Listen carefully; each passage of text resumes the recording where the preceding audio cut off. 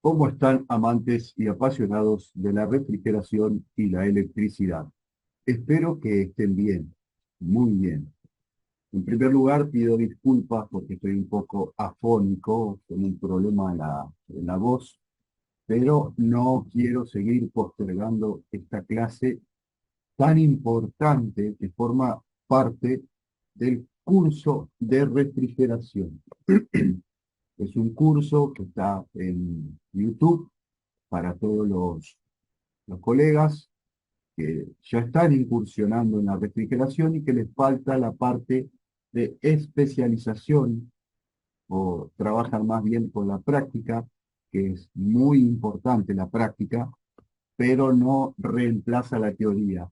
Y la teoría tampoco reemplaza 100% la práctica, tiene que ir de la mano. Me presento rápido para los que no me conocen. Mi nombre es Andrés, soy profesor de la parte de técnico profesional, ¿sí? Soy instructor de formación profesional, soy técnico electromecánico, esos son mis títulos, digamos algunos. He hecho y hago cursos de refrigeración, capacitación continua, de electricidad, etc. Hoy voy a hablar del nitrógeno en refrigeración. ¿Por qué usamos nitrógeno? Y lo voy a hacer de la mano de Metal Pilar, una fábrica de Argentina. No me está pagando un peso, pero sí me brindó información, que eso es lo que yo quería para compartir. Si esto es un canal educativo, vamos a compartir información. Bueno, diseño, desarrollo y fabricación de equipos para control de gases. Voy a tratar de ir al grano, el contacto se los paso si me lo piden, pero ahí está. Bueno, la empresa, presenta la empresa. Y entre las cosas que vemos son reguladores. Regulador para nitrógeno, ¿ven? Presión de entrada, 2800 psi. Presión de salida, 140 psi. Bueno, este en realidad trabaja hasta 500 psi en la salida, ¿sí? 0 a 10 kilogramos. Este mismo, el junior que le llaman ellos. Está el senior, regulador para acetileno, regulador para oxígeno. eh, hay una cuestión interesante con el tema del nitrógeno y del oxígeno, ¿no? Nitrógeno junior ahí ven. El junior este es el que compré yo hace poco, lo pagué y estoy muy conforme con el resultado. Regulador para nitrógeno, este es sí, hasta 2800 psi. Este más grande, tiene el cromado. Bueno, esos son los reguladores. Después tienen sopletes. El catálogo se los puedo pasar a los colegas de Argentina. No sé si venderán para afuera. Tiene lo que es la parte medicinal también. Tiene los cabezales de los tubos, ¿sí? La cabeza de los tubos, la válvula, todo. Acá tenemos concentradores de oxígenos, distribuidores de gases, válvulas. Acá están válvulas, ¿sí? Válvulas para oxígeno. Estos son los tubos. Fíjense que el de oxígeno y el de nitrógeno, acá en Argentina el de oxígeno es roja macho, el de nitrógeno es hembra, ¿sí? Es al revés. Eh, y acá tenemos los cilindros, al aluminio y acero, también. Hay un tema con el oxígeno, que se lo carga el tubo de oxígeno, que en Argentina es de color azul, se lo carga hasta 150 psi, que es lo normal. Pero el de nitrógeno se carga a unos 1500, 1800 psi. El otro día pusimos 1500 psi, son 103,4214 bares. El otro día pusimos el regulador, el que yo les mostré, el Junior, y tiene dos manómetros, ¿sí? Esto tiene dos manómetros. Uno de los manómetros, vamos a ver, mide la presión interna del tubo, que está a la izquierda. Si me equivoco en algún momento, ando medio enfermo, perdónenme, me lo ponen en los comentarios, no pasa nada. Pero fíjense, a ver, lo vemos acá.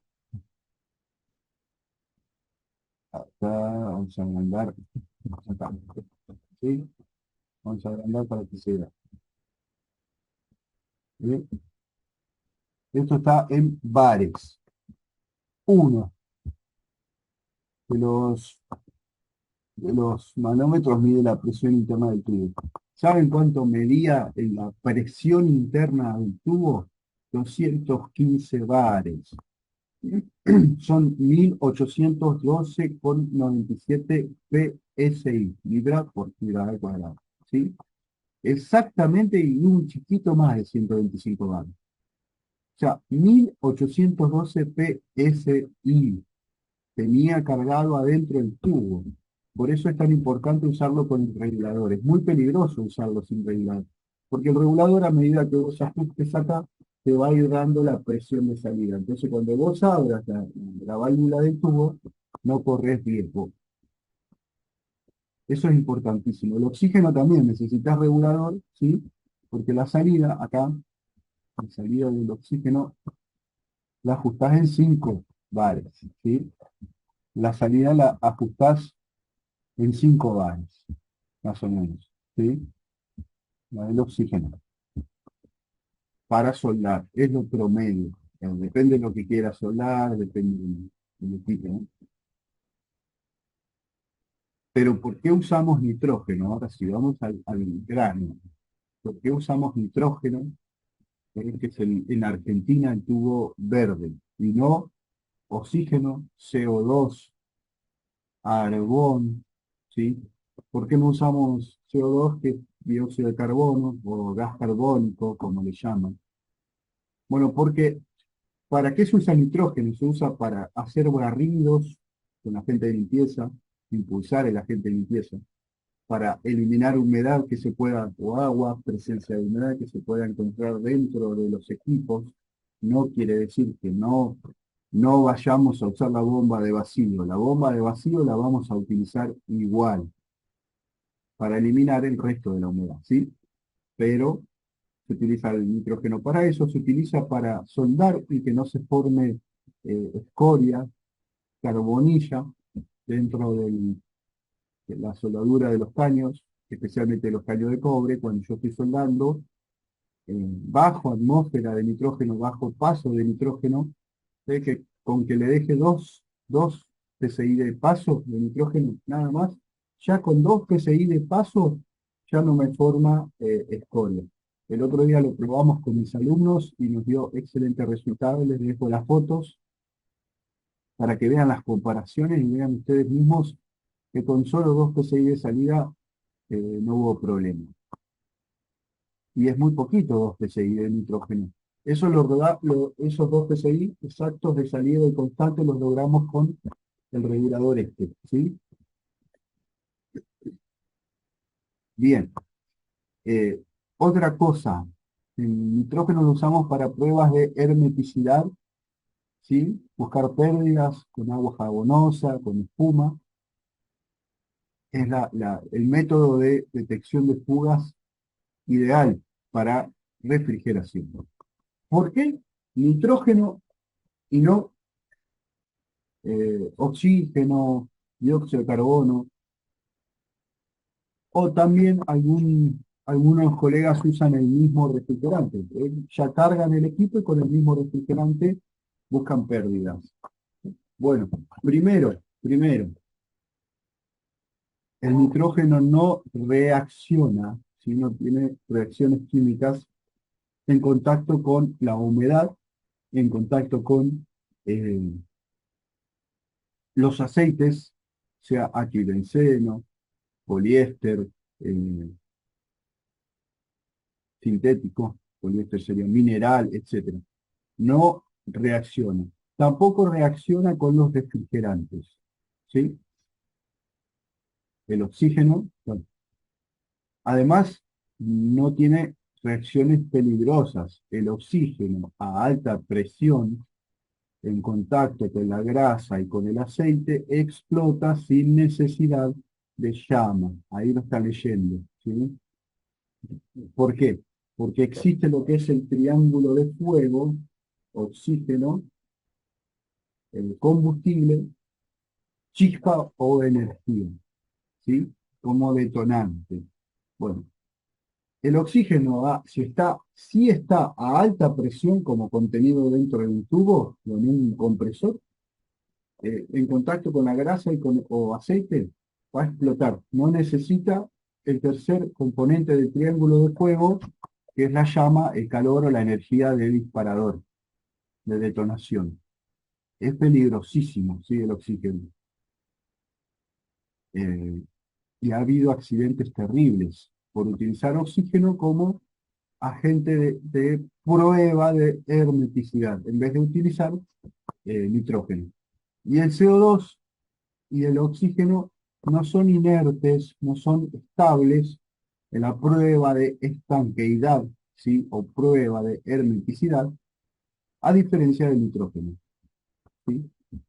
Por ejemplo, si yo tengo supongamos, ¿no? Tengo la costumbre de cargar un equipo con nitrógeno.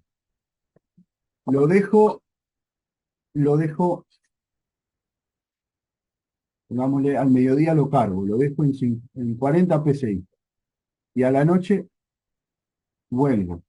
Si la temperatura me varió unos 12 grados, eh, me va a variar al menos un PSI, la presión, nada, ¿sí? A pesar de que la temperatura varió notablemente, que a veces en algunos países o lugares que se pone el sol y empieza a oscurecer y se empieza a enfriar la atmósfera o el ambiente y varía muchísimo más. Entonces, la presión, la caída de presión que podría yo tener con otro elemento como el CO2 o el oxígeno es mucho mayor, ¿sí? ¿Por qué no utilizaríamos oxígeno, CO2 o refrigerantes para pruebas de hermeticidad, estanqueidad, ¿sí? Para buscar pérdidas? Supongamos que acá en Argentina, vamos a poner un ejemplo, no sé si de dónde sos, de dónde eres, dónde nos miras, pero supongamos que vos ponés, presurizás con nitrógeno.